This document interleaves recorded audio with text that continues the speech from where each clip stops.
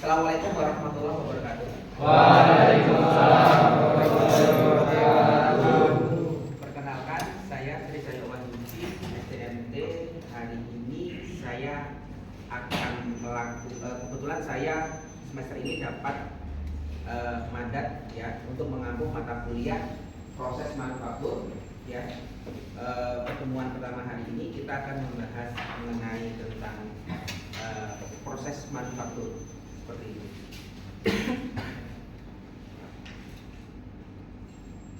Ya, deskripsi tentang deskripsi mata kuliah proses manufaktur, yaitu mata kuliah ini selain memahami jenis material yang akan digunakan dalam proses manufaktur juga mendalami tentang proses dan teknologi manufaktur seperti pengecoran, pembentukan, pengelasan, dan pemesinan.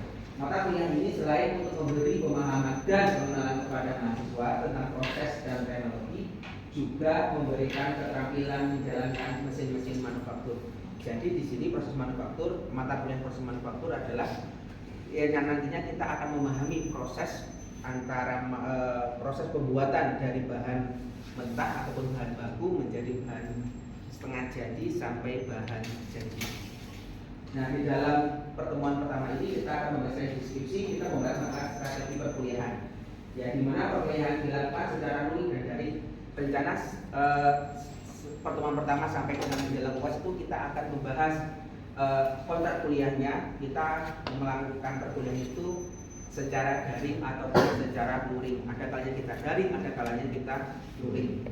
Penyampaian informasi tentang manfaat dan tujuan mata kuliah yang manufaktur dengan cara menerangkan terlebih dahulu dan diikuti dengan tanya jawab. Pada langkah ini, mahasiswa diberikan kesempatan untuk mengajukan pertanyaan terhadap pemahaman materi yang baru disampaikan atau menanggapi penjelasan dosen. Jadi nanti pertemuan berikutnya saya akan menjelaskan materinya, nanti saya akan memaparkan materinya. Jadi nanti kalau ada mahasiswa yang belum paham, itu bisa ditanyakan seperti apa Pak, ini seperti apa dan sebagainya. Nanti harapannya akan timbul interaksi. Jadi ketika nanti mahasiswa tidak paham, bisa ditanyakan di dalam waktu itu ya. Terus mengevaluasi kembali informasi yang telah disampaikan kepada mahasiswa dengan cara mengadakan pendekatan atau meninjau ke masing-masing mahasiswa untuk memberikan bimbingan kepada mahasiswa yang dianggap belum mengerti. Kepada mahasiswa yang sudah mengerti atau sudah menguasai, diberikan kesempatan untuk bekerja sama dalam membantu menjelaskan beberapa hal kepada mahasiswa yang belum mengerti dengan cara diskusi. Jadi misal nanti ketika ada pertemuan selanjutnya, ada materi, beberapa mahasiswa itu tidak paham ataupun belum paham, bisa didiskusikan dengan saya selaku dosen pengaturnya. Atau ada nih mahasiswa yang sudah paham, jadi ketika mahasiswa sudah paham akan memberi informasi kepada mahasiswa yang belum paham dengan cara diskusi seperti itu. Nah, yang poin yang keempat, memberikan kesempatan kepada mahasiswa untuk menyelesaikan beberapa tugas. Jadi nanti pertemuan selanjutnya nanti ada setiap mata kuliah ada beberapa tugas pada mata kuliah, gitu kan. Ada mungkin pertemuan keempat ataupun pertemuan kelima ada tugasnya. Nah, baik itu tugas mandiri maupun tugas kelompok dengan batas waktu pengerjaan tugas yang telah ditentukan, yakni dengan kesepakatan bersama antara mahasiswa dan dosen. Nah, hari ini kita akan melakukan apa ya istilahnya komitmen mengenai pengumpulan tugas. Nah, pengumpulan tugas ini lebih nyamannya kalian dilakukan di minggu ini. Misal hari ini pertemuan gitu kan, kita melakukan ada tugas ya, kita kuliahnya kita sekarang kuliahnya hari Senin, berarti nanti tugasnya itu dikumpulkan di hari Jumat, atau ada option pengumpulan tugas dilakukan 1 minggu sebelum UAS. Mau pilih yang mana? Pengumpulan tugas di minggu berbarengan dengan materi, atau pengumpulan tugas pengumpulannya dilakukan 1 minggu sebelum UAS. 1 minggu sebelum UAS. Oke ya, berarti nanti ada beberapa tugas yang akan yang saya berikan kepada teman-teman semua atau rekan-rekan semua. Nanti pengumpulannya maksimalnya itu 1 minggu sebelum UAS. memberikan kesempatan kepada mahasiswa untuk mempresentasikan tugas kelompoknya, dan presentasi inilah yang akan terjadi diskusi antara mahasiswa dengan teman-teman mahasiswa yang lain serta dengan dosen yang bersangkutan mengenai tema yang sedang dibahas. Prinsipnya mahasiswa belajar sesuai dengan kemampuannya. Dengan demikian diharapkan seluruh mahasiswa menjadi aktif dan kreatif karena telah terlibat langsung dalam mengerjakan tugas sesuai dengan kemampuannya. Nanti ada masanya, ada waktunya pertemuan keberapa kita akan diskusi, presentasi, menjelaskan, mahasiswa menjelaskan topik ataupun tema ataupun tugas yang diberikan oleh dosen pengampunya untuk kita diskusikan. Dan yang poin terakhir, memberikan kesempatan kepada mahasiswa untuk mengaplikasikan pengetahuan yang baru didapat untuk menyelesaikan permasalahan yang berkaitan dengan proses manufaktur. Ini adalah strategi perkuliahan. Lalu aturan-aturan yang perlu yang disepakati, kita harus ada aturan di sini, ya, yang harus disepakati untuk sampai semester depan, yaitu aturan yang terdapat pada pedoman akademik, itu wajib pedoman akademik di universitas. Terus aturan yang berhak mengikuti ujian akhir semester atau UAS adalah mahasiswa yang mengikuti perkuliahan minimal 80%. Jadi dari 16 kali pertemuan itu adalah 80% minimal harus hadir.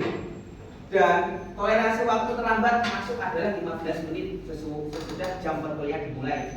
Nah, untuk poin nomor 3, toleransi waktu terlambat masuk 15 menit ini terlalu cepat atau terlalu lama? Terlalu cepat. Ditanya berapa menit? 30 ya. Jangan mas, kan seperti itu toh. Pace-nya berapa? 15 atau 17 menit? 20.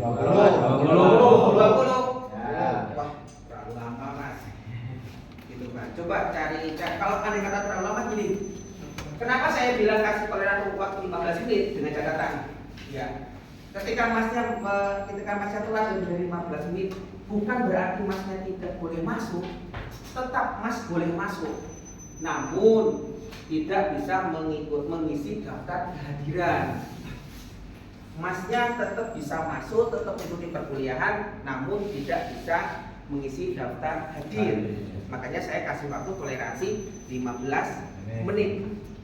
Seperti itu. Toleransi 15 menit. Bukan ketika lebih dari 15 menit masnya tidak boleh masuk, tidak, tetap bisa masuk, namun tidak bisa mengisi daftar hadir karena daftar hadir itu berkaitan di poin nomor 2, perkuliahan minimal 80% harus mengikuti UAS.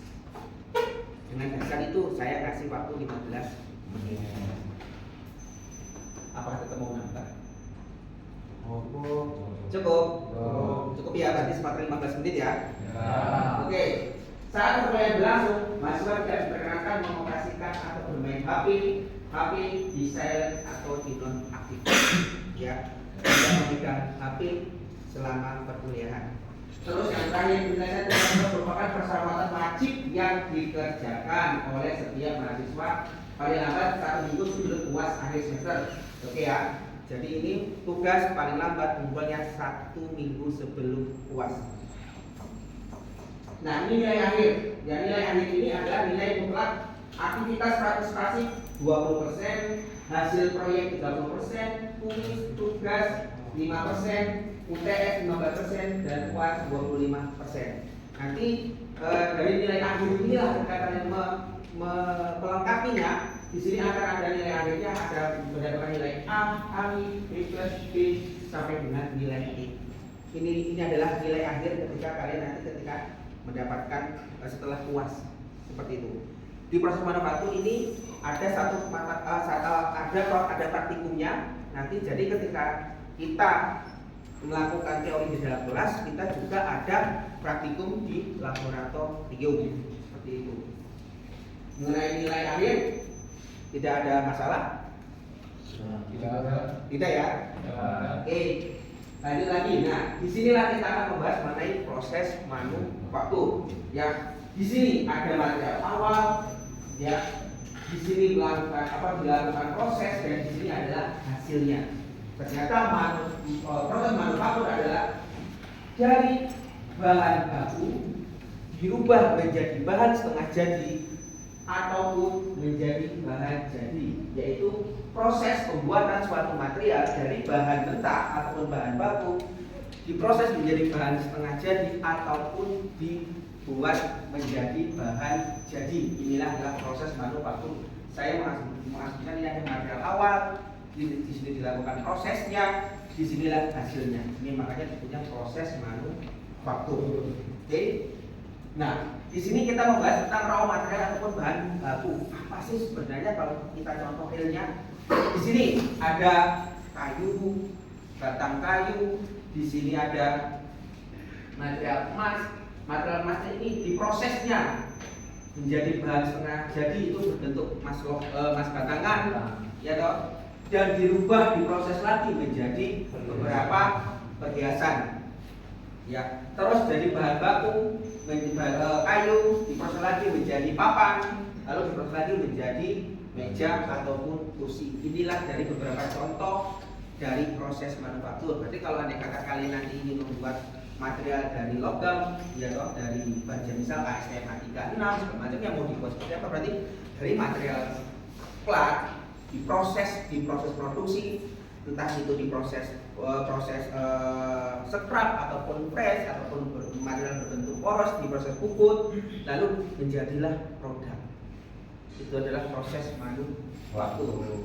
Nah, ini kalau contohnya nih, di sini ada materialnya diproses di dalam pengecorannya, dibuatlah di sini materialnya, jadilah materialnya ataupun untuk dikatakan spesimennya, diproduksi, dibuatlah hasilnya seperti ini.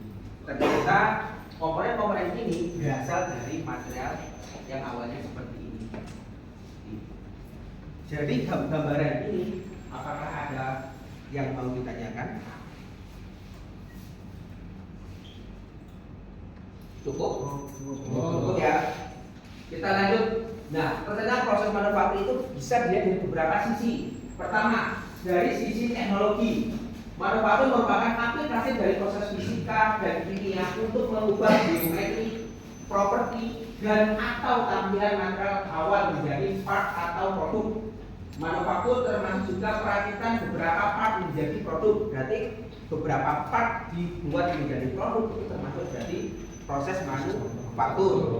Proses manufaktur melibatkan kombinasi dari machinery, tools, power, and tenaga kerja. Dari sisi teknologi, kalau dari prosesnya gambarnya dari starting material, di prosesnya manufaktur ada machinery, tools, power, laboratorium menjadi proses partnya, dan di scrap ataupun dibuat prosesnya menjadi dari segi teknologi. Kalau kita melihat dari segi ekonomi, merupakan transformasi material menjadi item yang mempunyai penambahan nilai ataupun value, ya, value suatu proses dan atau perakitan. Misalkan pasir diubah menjadi kaca, ya, prosesnya starting material, di situ prosesnya, proses manufakturnya, ada value-nya, ada keuntungannya, dan menjadi hasil ataupun partnya. Ternyata industri manufaktur diklasifikasikan menjadi 3: primary industri, secondary industri, dan tertiary industri. Di mana primary industri itu pengolahan atau eksploitasi sumber daya alam seperti agrikultur dan pertambangan. Untuk secondary industri mengambil output dari primary industri, berarti mengambil output dari primary industri sendiri dan mengolahnya untuk konsumen seperti fabrikasi logam, elektronik, dan otomotif. Dan ternyata secondary industri itu mengambil dari primary industri yang diambil dari agrikultur dan pertambangan, diproseslah di secondary industri. Dan yang terakhir adalah tertiary industri, yaitu service sektor ekonomi seperti perhotelan dan entertainment. Ya. Nah, disinilah ada, kalau kita ada proses manufaktur, berarti kita membahas tentang materialnya. Material manufaktur, ya, material manufaktur itu terjadi ada metal, seramik, polimer, dan komposit. Di mana metal sendiri ada ferrous dan non ferrous, ya. Ada logam ataupun non logam. Di sini ada tradisional keramik, itu prosesnya di keramik. Termoplastik, termoset, dan elektronik itu ada di bagian polimer, serta MMC, metal magnet komposit, CNC, Ceramic Material Composite dan PMC Polymer Material Composite itu adalah dari komponen material manufaktur di bidang komposit. Kita membahas sedikit tentang metal. Metal biasanya merupakan alloy yaitu komposisi dari berbagai logam. Ada ferrous, yaitu dimana ferrous itu terdiri dari steel, misalnya contohnya steel ya, campuran iron dan karbon. Kadang dicampur juga dengan mangan, kromium, nikel, dan oleum. Contoh aplikasinya itu untuk konstruksi dan transportasi. Terus di sini ada cast iron, campuran iron dan karbon dengan kadar 2-4% karbonnya. Dipakai dalam casting, terutama pada sand casting. Campuran lainnya misalnya silikon antara 0,5 sampai dengan 3%. Untuk aplikasinya di blok dan head internal combustion engine, berarti di blok mesin.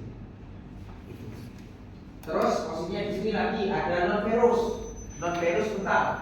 Ada pure metal dari campuran aluminium, copper, gold, magnesium dan lain-lain.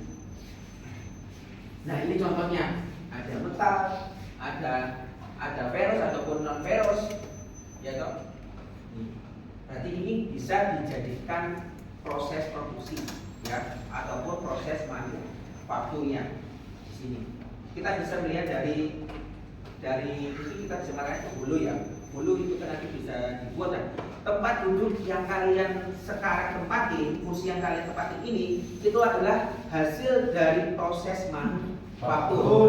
Jadi prosesnya perakitan dari material awal diproses menjadi material setengah jadi ataupun setengah. Jadi kalau yang sekarang yang kalian duduk ini adalah proses dari bahan mentah menjadi bahan jadi, bukan menjadi proses bahan setengah jadi. Keramik di sini adalah campuran metalik dan non metalik. Terus tradisional keramik ataupun clay keramik, pot silika, aluminium, silikon dan karbid. Dan di sini ada modern keramik. Ada tungsten, keramik, titanium dan untuk cutting stone. Nah, ini contoh keramiknya. Lanjut lagi tentang polimer. Apa sih polimer? Terdiri dari suatu beberapa elemen seperti hidrogen, oksigen, dan klorin. Ini ada termoplastik, ada termosetting, dan ada elastomer. Lalu di sini ada contohnya, ini polimer, contoh-contoh dari polimer. Jadi posisinya nanti ketika proses manufaktur kita juga bisa mengolahnya karena material manufaktur itu posisinya ada polimer juga. Lalu kita membahas masalah komposit. Campuran dari berbagai material yang berbeda, karena komposit itu terdiri dari minimal dua material yang berbeda dijadikan satu, itu adalah komposit. Ya, ada matret dan pilar. Ini contoh dari proses manufaktur dari material komposit. Oke, ada pertanyaan pada contoh dari proses manufaktur pada bidang material komposit? Ternyata bahan-bahan ini adalah proses dari manufaktur. Ternyata ini terbuat dari jenis material manufaktur di bidang komposit, jenis material komposit. Lanjut ya. Oke ya. Nah, disinilah mari kita proses manufaktur. Nah, ternyata proses manufaktur itu banyak jenisnya. Ada shaping, ada property etching, ada surface processing, ada permanent joining, ada mechanical testing. Ternyata prosesnya banyak sekali. Ya. Terus kita membahas ini proses operationnya.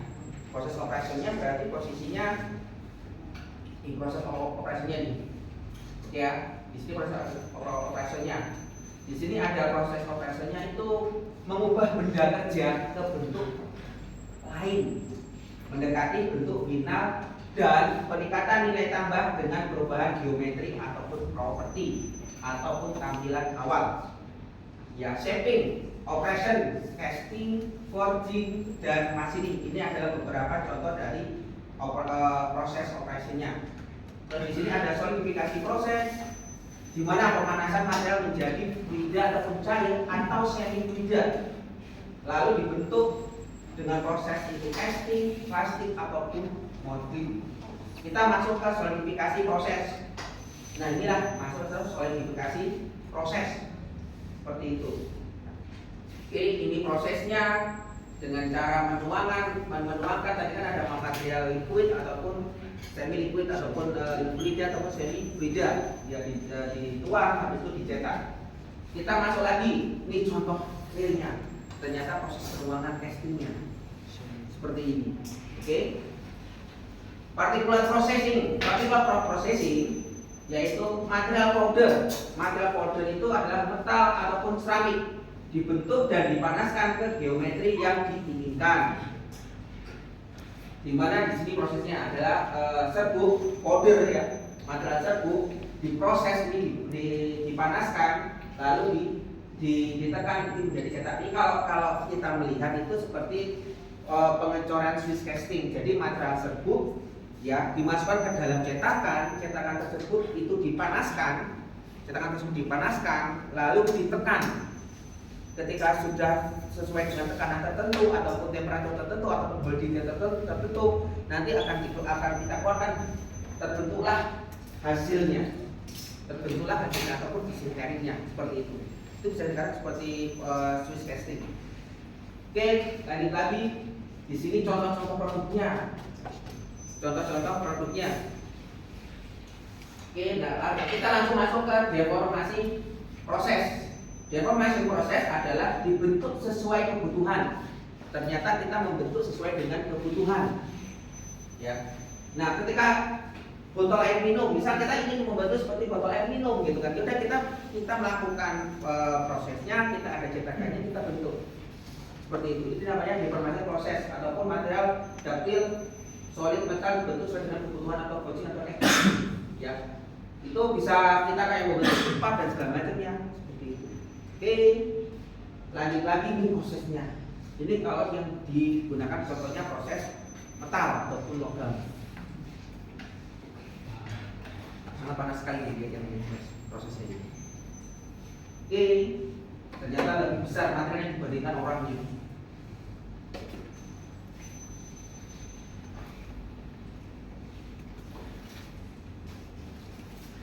Oke.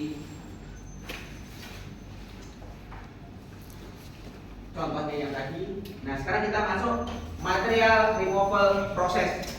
Material removal process yaitu menghilangkan kelebihan material yang tidak diinginkan. Jadi menghilangkan kelebihan material yang tidak diinginkan. Contoh pada turning, drilling ataupun milling. Ya, contohnya seperti ini. Turning, drilling ataupun milling. Ini contohnya seperti material removal process. Jadi menghilangkan kelebihan material yang tidak diinginkan. Jadi ketika kalian punya suatu material berbentuk poros, ingin membuat desain dan segala macamnya, kalian menghilangkan dulu. Menghilangkan material yang tidak diinginkan, menghilangkan beberapanya, tidak semua, menghilangkan beberapanya. Ini bisa dikatakan scrap itu juga bisa dikatakan yang menghilangkan beberapa material yang tidak diinginkan. Contohnya proses bubut, pengeboran, ataupun scrap yang lainnya pun juga sama. Next, properties aging process.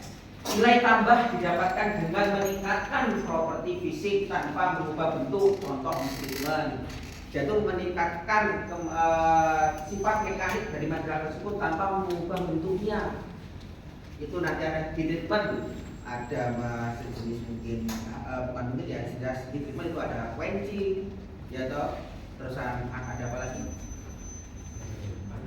Annealing, terus apa lagi? Quenching, annealing sama normalisasi. Oke, contohnya proses aging, property aging proses sepertinya. Oke, kita juga nanti bisa praktikum ya. Bisa praktikum mengenai property aging proses karena kita nanti di pertemuan ke-89 kita sembari kita kuliah juga sembari kita praktikum. Oke, di sini ada surface processing operation. Surface processing operation itu adalah ada cleaning, mechanical dan mechanical proses untuk membersihkan debu oli kotoran. Surface itu ada surface treatment, itu sandblasting. Jadi sandblasting itu menghilangkan karatan ataupun korosi pada permukaan material, sandblasting. Ya.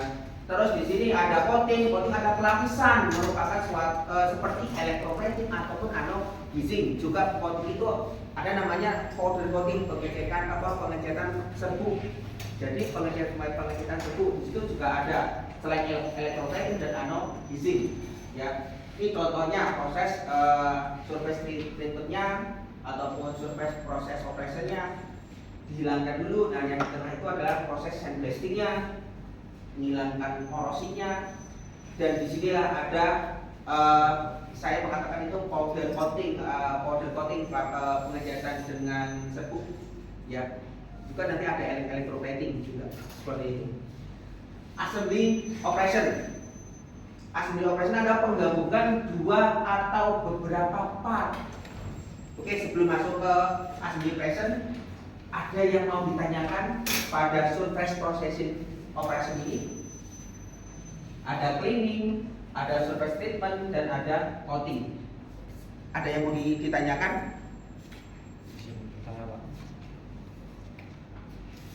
Ya, silakan. Itu kan untuk sandblasting itu kan pakai pasir ya Pak ya? Iya. Itu pasirnya pasir khusus atau pasir biasa?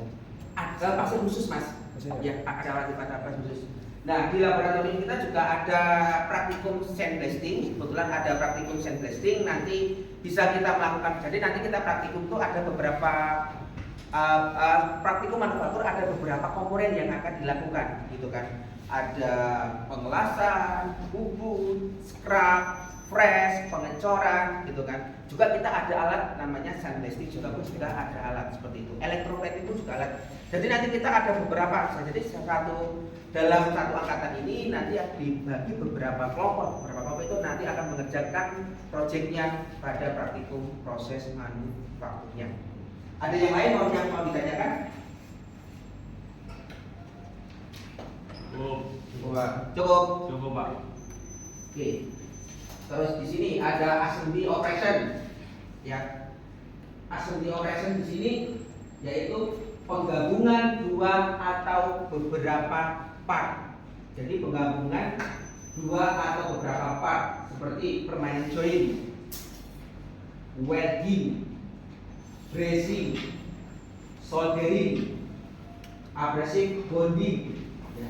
Jadi assembly operation itu adalah beberapa penggabungan dua atau beberapa part. Ternyata pengelasan pun juga itu masuk dalam kategori assembly operation. Jadi bisa dikatakan assembly operation termasuk soldering ataupun bracing, itu juga masuk dalam penggabungan beberapa part menjadi. Ada yang tanyakan tentang assembly operation?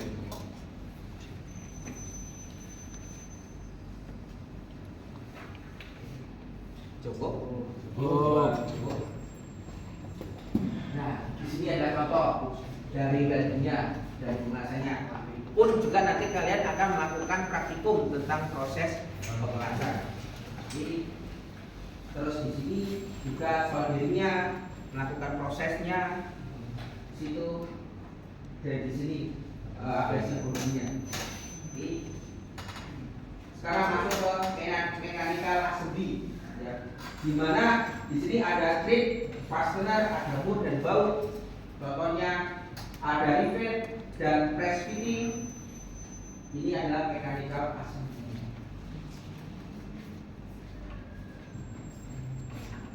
Jadi ternyata dari mechanical assembly itu juga itu bagian dari proses manufakturnya.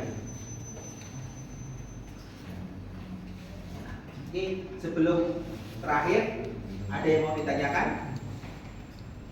Sebelum terakhir kita penutup, ada yang mau ditanyakan? Ya, silakan. Baik, Ya. saya tentang materi assembly operation. Tadi Bapak kan menyebutkan kita akan praktikum mengenai welding Iya. atau pengelasan. Jadi beberapa hal yang saya tahu itu kan pengelasan itu ada banyak bentuknya.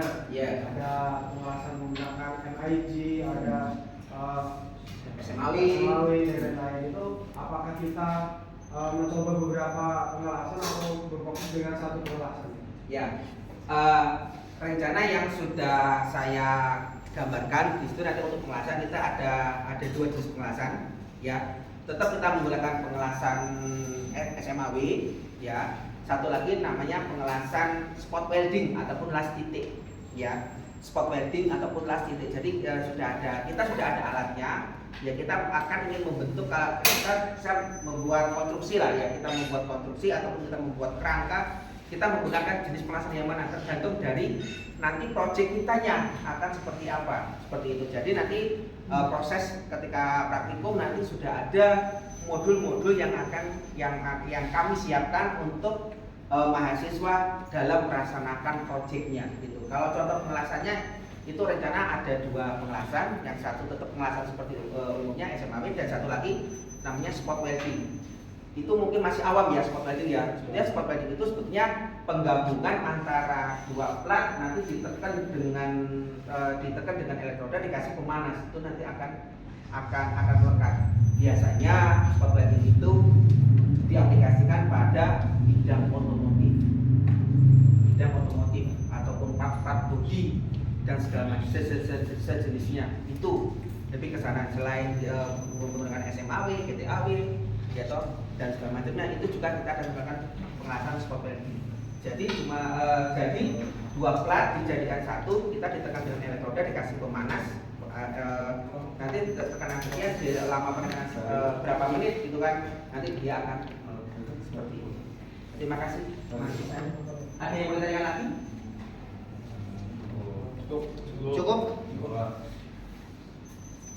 Jika juga sudah cukup, kita masuk ke daftar pustaka. Ini beberapa daftar pustaka yang kita pakai, ya, nanti bisa dilihatnya. Kita ketemu lagi minggu depan dengan materi yang berbeda. Harapannya datang sesuai dengan kontrak kuliah kita, ya.